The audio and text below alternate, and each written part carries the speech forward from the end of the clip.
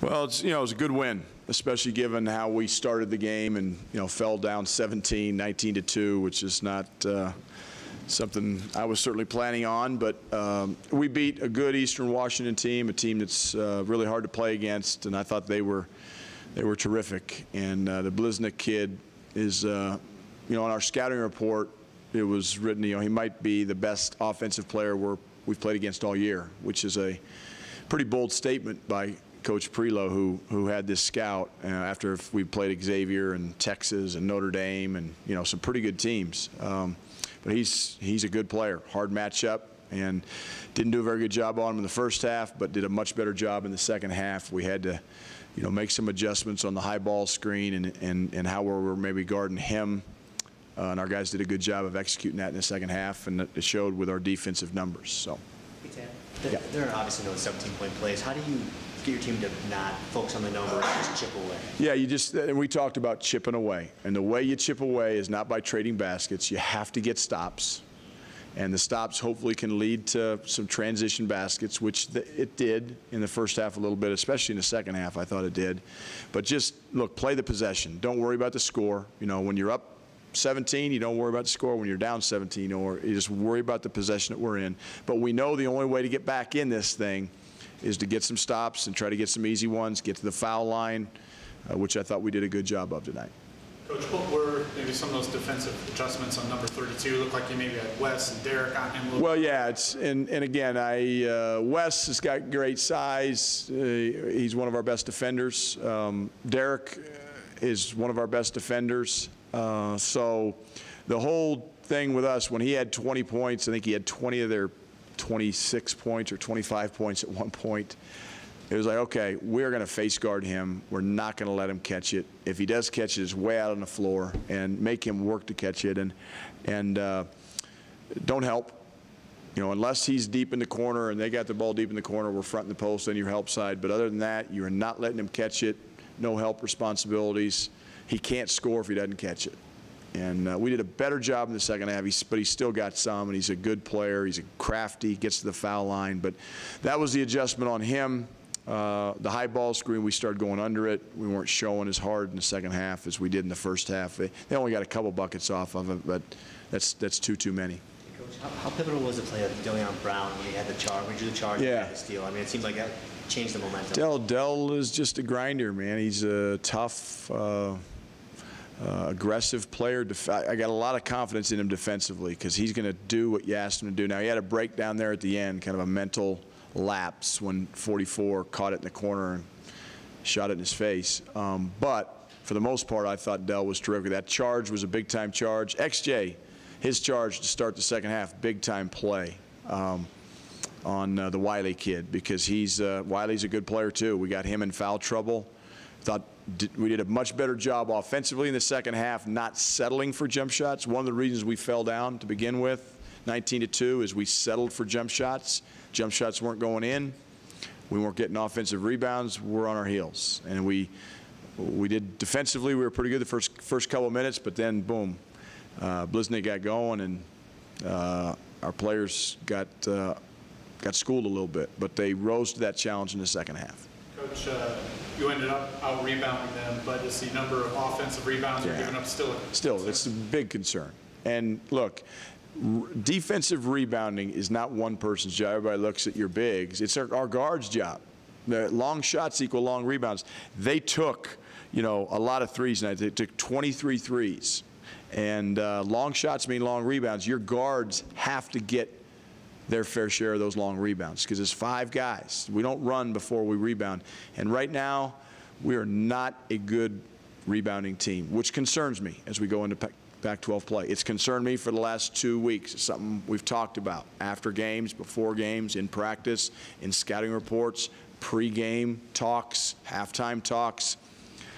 Till these guys figure that out, it's going to cost us some games at some point. What needs to change defensively between now and the Utah game? Well, defensively, look, you look at our numbers, they're pretty darn good. I mean, I think we're a good defensive team. We're just not a good rebounding team. So the rebounding, the finishing of the possession of we get the stop, but now they get 11, offensive rebounds, and they're not a formidable team on the boards. It's not like Eastern Washington's coming here with a +10 rebounding margin. So it's finishing the possessions, getting your guards into rebound, and not leaking out, and just being committed to it. Because rebounding is all about toughness. It's all about battling. It's all about pursuing the ball, and we got to do a better job of it to a man. Stretch there where you got, Tad, there's a stretch there where you guys had a 17-3 run, kind of took control of the game, had to hold on at the end. Derek White has 3 assists, 5 points, a couple of rebounds in there, played some defense. Is there a way to get him to be? Can he be that guy the whole game? Yeah, I think so. Derek played in spurts a little bit, and again, he played a lot of minutes. We probably need to get him a little bit more of a blow. I thought at times he got tired tonight. He's expended a lot of energy on the defensive end, which sometimes offensively can take a little bit out of you. But I thought Derek was terrific in the second half, decision-making, running the break, pushing it harder, pitching ahead. He got Josh Fortune a couple of threes going. He got XJ a bucket, pitching it ahead. And then he got himself some buckets by driving, again, not settling for jump shots early. And Derek's really, really important to us. We need him on the floor. He's probably our best perimeter defender, and he's certainly our best playmaker. I mean, he's had, I think, 16 assists in the last 3 games, if I'm not mistaken. I mean, he's really been diming guys up. So, and we're not really shooting the ball that well from 3. I mean, we can still, I think, play better. And when we get everybody clicking offensively on the same night, we're going to be really, really dangerous. And we get where we're rebounding at a high level, we're really dangerous if we guard the way we've been guarding. And we're still, I think, I looked at the Pac-12 stats today. I think the highest we're ranked in any statistical category is 4th, and that's in field goal percentage defense. And it might be 3rd in 3-point field goal percentage defense, but 3rd or 4th is the best we're ranked. So we're not the best really at anything, and we've got to become better at everything. And but some of those numbers can be a little bit skewed in the preseason based on people's schedules, so I don't get too wrapped up in that. But starting January 1, we got to be one of the top 3 rebounding teams, top 3 defensive teams in the conference to finish in the top half and have a chance to win a championship, which we're all shooting for. Coach, do you feel like you guys are getting closer to the team you want to be? We're getting closer, yeah, absolutely. We're getting closer. It's just we're in spurts and we're in certain areas. And again, sometimes we haven't had all guys playing well on one particular night. And now we're 10-3. One of the reasons we're 10-3 is because we have good balance. Tonight, our bench helped win us the game. Our bench is the one that got us back in the game in that first half. It wasn't our starters. So that's a positive sign for Colorado, that your bench can get you back into a game when you're down 17 points in the first half. We just kept chipping away, grinding it out, and we overcame, maybe a night where we weren't at our best. But we need to be at our best to beat the best, and that's what conference play is all about. And so we're getting closer. We're certainly not there yet. Coach, no Dom in the second half. Is his foot okay? Yeah, his foot's fine. Yeah, just, again, I played him more minutes than I wanted to against Air Force, and it was, we had it kind of rolling. We had the game kind of under control, and if they would have gone to that zone a little earlier, probably would have put him in. But again, Deleon was playing good. We kind of had Derek was playing well. Josh Fortune was, making some shots. So just didn't want to push him tonight. But I just talked to him in the hallway. He's going to have a different Christmas break than the rest of these guys. His Christmas break is going to be kind of ramping up for January 1. The other guys, some of them are need to rest and relax, get off their feet. And then we'll come back on the 27th and run the food out of them and get back to work and get better the 28th, 29th, 30th, and 31st. We got, good 4 days there to get better. Coach, kind of a specific area, transition defense, it seems like every game, that seems to be a concern. But, yeah. Not to be negative, but I was just wondering what your thoughts were on that. Well, tonight it was good because, Eastern Washington didn't run. Their whole game plan was half-court game. They weren't really looking to get out. I mean, usually transition defense is my #1 thing we talk about with our defensive game plan. Transitions wasn't even on the board tonight because Eastern Washington, their game plan was slow her down, not, They didn't want to get up into an up-and-down game. So I think our transition defense at times has been pretty good. It hasn't been a major flaw. Not that it's been perfect, but you know, I'm pretty pleased with it. Coach, how would you assess the first 13 games of the non-conference season?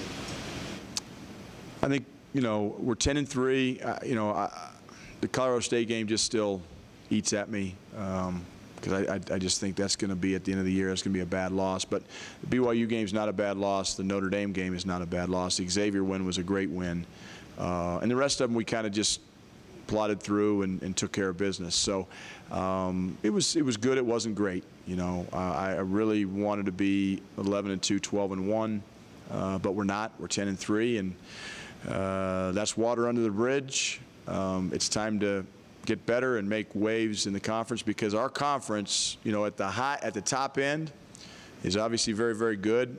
At the bottom end, we've got some teams that have struggled, and those now become must-wins for teams like Colorado and for everybody. But it's not going to be easy, because those teams have a new birth, a new fresh start. They're 0-0, so it's a new season, starting from scratch. That's how everybody feels. That's how we feel. And now it's time to go get some work done.